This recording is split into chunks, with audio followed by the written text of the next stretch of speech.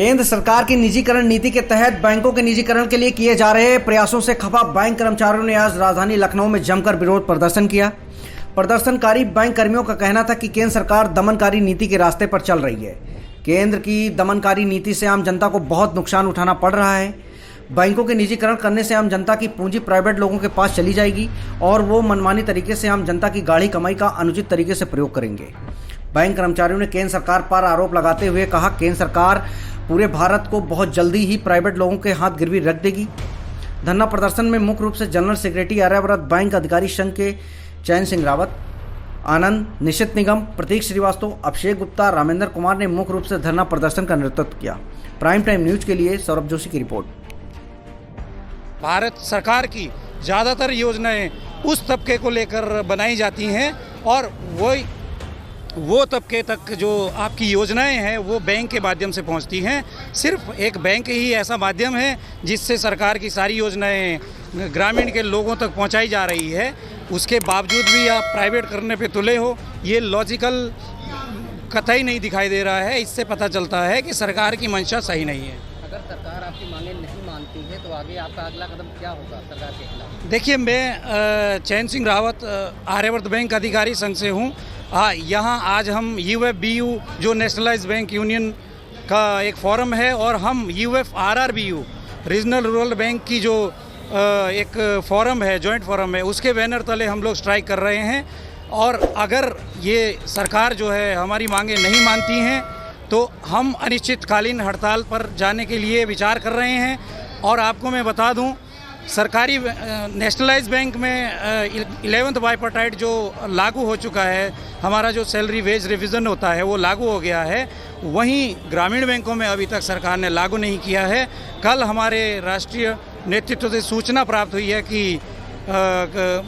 Election commission के द्वारा जो है उसमें अभी क्लियरेंस नहीं दिया गया है। ये सिर्फ टहलाने वाली बात हो रही है। अगर हम दो व्यक्ति एक ही काम कर रहे हैं, एक ही तरह का काम कर रहे हैं और उनको सैलरी बराबर मिल रही है और हम सुप्रीम कोर्ट के आदेश है कि अगर नेशनलाइज्ड बैंक में जिस तिथि को वेज रिवीजन लागू होता है उसके 90 दिन के अंदर ग्रामीण बैंक कर्मियों को भी आपको वेज रिवीजन देना है। अभी तक सरकार ने उसमें निर्णय नहीं लिया है, जो सूचनाएं प्राप्त हो रही है। तो सरकार की मंशा जो है उस पर हमें अब विचार करने की आवश्यकता है। हम लोग विचार कर रहे हैं कि बहुत छोटे लेवल से, जिला स्तर से जो है सरकार के खिलाफ अब अनिश्चितकालीन हड़ताल का निर्णय लें, जिससे हमारा केंद्रीय नेतृत्व भी मजबूर हो जाए अनिश्चितकालीन हड़ताल पर जाने के लिए। मैं योगेंद्र सिंह, मंडल उपाध्यक्ष, लखनऊ सर्कल SPS। आप लोग क्यों धरना प्रदर्शन कर रहे हैं?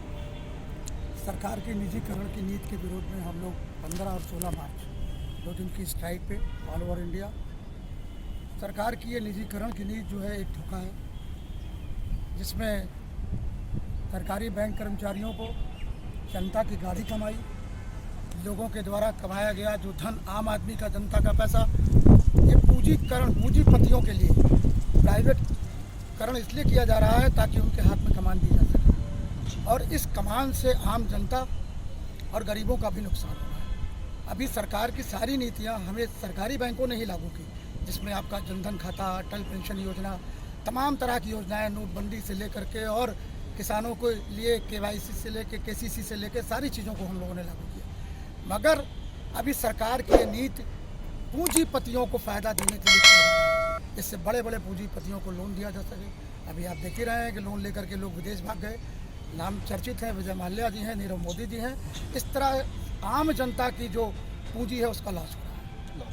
जी, तो क्या कोई ये सरकार की सोची समझी चाल भी हो सकती है कि जनता की गाढ़ी कमाई प्राइवेट आदमियों के हाथों में जाए? बिल्कुल बिल्कुल, ये सरकार की चाल है, क्योंकि अभी आप देख लीजिए कि जितने भी प्राइवेट बैंक हैं, तमाम बैंकों में आपने पढ़ा कि अचानक ताले पड़ गए जी, और उसमें लोगों का जो पैसा जमा है निकालने की सीमा 1 लाख रुपए तक, किसी का 10 लाख, किसी का 50 लाख है, 1 लाख रुपए तक पैसा फंस गया लोगों का। अभी तमाम ऐसे बैंक थे, अभी आप देखिए एक बहुचर्चित बैंक था, प्राइवेट बैंक, जो डूबने के कगार पे आ रहा था, जिसको कि स्टेट बैंक ने सहारा दिया, यस बैंक के नाम से है।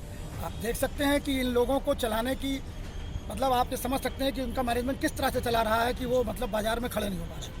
यदि सरकार आपकी बात नहीं मानती तो ये प्रदर्शन आगे कब तक ही चलेगा? ये प्रदर्शन अगर सरकार हम लोगों की मांग को नहीं मानती है और तो हम लोग इसको अनिश्चितकालीन हड़ताल में आगे ले जाएंगे।